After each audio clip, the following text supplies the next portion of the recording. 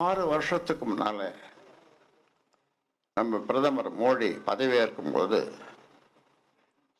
நான் போயிருந்தேன். மணி வந்திருந்தாரு, அன்புமணி வந்திருந்தாரு.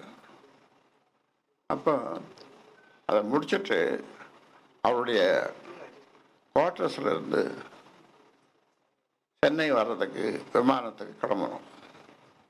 அப்போ அவர் சொன்னது 6 வருஷத்துக்கு முன்னால் என்ன சொன்னார்னா, இந்த கட்சியை நான் பார்த்துக்கிறேன். எப்போ சொன்னார்? 6 வருஷம் இந்த கட்சியை நான் பார்த்துக்கிறேன் அப்படின்னாரு.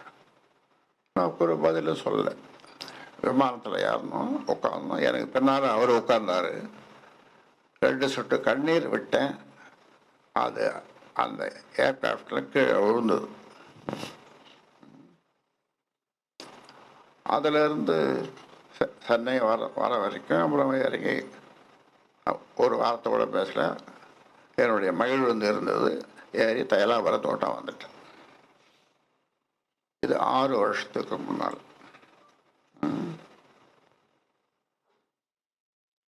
எனக்கு கட்சியே ஐயா பார்த்துக்கிட்டோம் தோட்டத்தில். நீங்கள் வெளியில் மக்களை பாருங்க. இந்த 14 பஞ்சாயத்துக்காரன் இதுதான் சொன்னாங்க. நீங்கள் மக்களை பாருங்க, ஐயா கட்சியை பார்க்கட்டும். ஆனால் இவர் என்ன எதிர்பார்த்தாருன்னா, கேட்டை சாத்திட்டு நான் யாரையும் பார்க்கக்கூடாது, உள்ளவே இருக்கணும். இது வரைக்கும் உங்களுக்கு சொல்லியிருக்கணும். நான் சொல்லியிருக்கேன். சொல்கிறேன், இதான் பஞ்சாயத்து.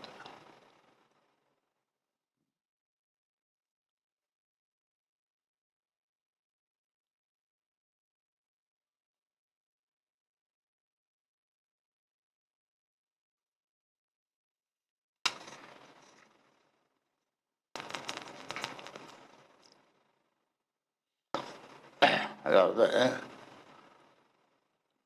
பொய் பூசாமல் பேசுவார். அதில் ஒரு 2 பொய்யை மட்டும் சொல்கிறேன். 108 பேர் மாவட்ட செயலாளர்கள்.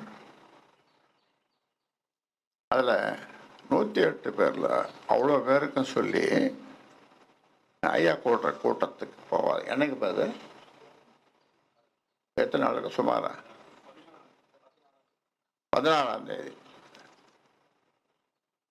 அதுக்கு 8 பேர் தான் இங்கே வந்தான். மீதி 100 பேருக்கு இவரே ஃபோன் பண்ணி, நேரடியாக ஃபோன் பண்ணி, போவாதீங்க. என்னப்போ ஏன் என்னை அடிப்படை உறுப்பிலிருந்து எடுக்க போறார்? ஐயா என்னை அடிப்படை உறுப்பிலிருந்து எடுக்க போறார்னு ஒரு பொய் சொன்னதும் அவன் நின்ட்டான். 100 பேர், 8 பேர் தான் வந்தான்.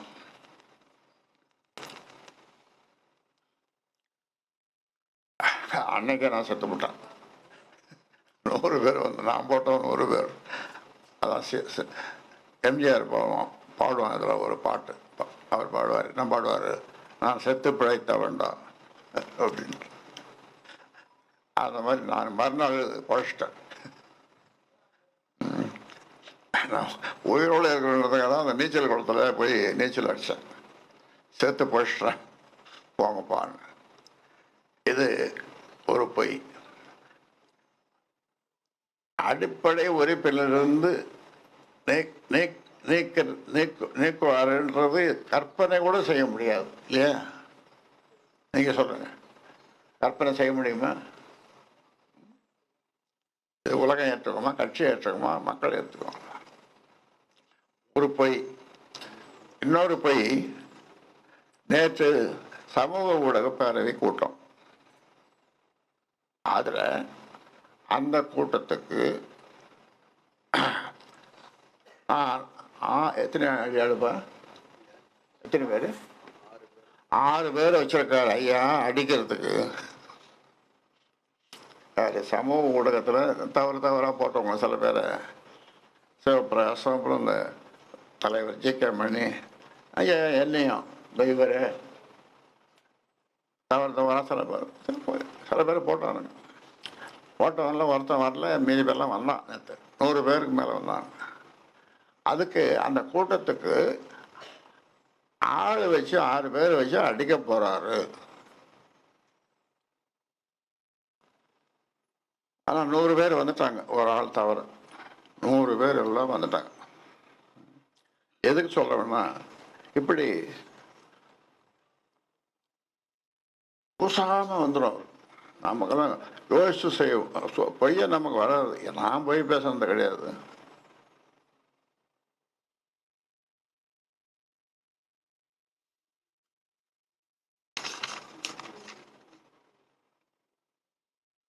அப்புறம் இந்த பொதுக்குழுவில் இவரை கட்சி தலைவரை நீக்கிட்டு செயல் தலைவராக அவரை போட்டு, கௌரவ தலைவராக அவரை போட்டு இவரை தலைவராக்கினான். அந்த இது அதில் அதை நீங்கள் கேள்விப்பட்டீங்கன்னா, இப்போ நான் சொல்கிறேன், கேட்டீங்கன்னா ஆச்சரியப்படுவீங்க. என்னுடைய மருமகள், நான் மகாபலிபுரத்தில் கொஞ்சம் மனசு கொஞ்சம் இதுவாக இருந்து மகாபலிபுரத்தில் ஒரு இந்த டான் ஹோட்டலில் போய் தங்கியிருந்தேன். சரி, ஒரு 8 நாள் அங்கே போய் தங்க ஒன்றும் போகணும். அப்போ அங்கே எப்படியோ தெரிஞ்சு, நான் யாருக்கும் சொல்லலை, எப்படியோ தெரிஞ்சு வந்தது. மாமா என்னம்மாண்ண, மாமா நினச்சி என்னம்மாண்ண. அது வந்தது புதன்கிழமை. அன்னைக்கு என்னை வந்து பார்த்து, மாமா இன்னைக்கு புதன்கிழமை, அடுத்த புதன்கிழமை நாள் நல்லா இருக்குது, மண்டபம் பார்த்துட்டேன், எல்லா ஏற்பாடும் பண்ணிட்டேன், தலைவரை மாற்றணும். 8 நாளில் சாதாரணமாக ஒரு பியூமன் அது ஒரு வேலைக்காரன், அந்த கம்பெனி வேலைக்காரனுக்கு கூட 1 மாதம் டைம் கொடுப்பாங்களா இல்லையா? கொடுப்பாங்க. நீ இந்த மாதத்தோட இந்த தேதியில் நீ விலகிற ஓய்வு பெறலன்னு சொல்லுவாங்க. ஆனால் இவர் 8 நாளில் மண்டபம் பார்த்துட்டேன், எல்லாம் சரி ரெடி பண்ணிட்டேன் அப்படின்ட்டு 8 நாள். இந்த புதன்கிழமைலேருந்து என்ன பார்க்குறது, அடுத்த புதன்கிழமை பார்த்து எல்லாம் மண்டபம்லாம் எல்லாம் பண்ணிட்டேன். அப்புறம் நான் அவர் தலைவரை வர சொல்லி, கம்பெனியை வர சொல்லி சொன்னேன். இது சொன்னது அவர் போய் என்ன பண்ணார், அவங்க மச்சனை தம்பி அவங்ககிட்டலாம் சொல்லியிருக்காரு. அவங்க இவர் ஜோசியம் கடவுள் நம்பிக்கைலாம் இவர் கிடையாது கம்பெனிக்கு. அவங்க என்ன சொல்லியிருக்காங்க, உங்களுக்கு 1.5 மாதத்துக்கு கிரகம் சரியில்லை.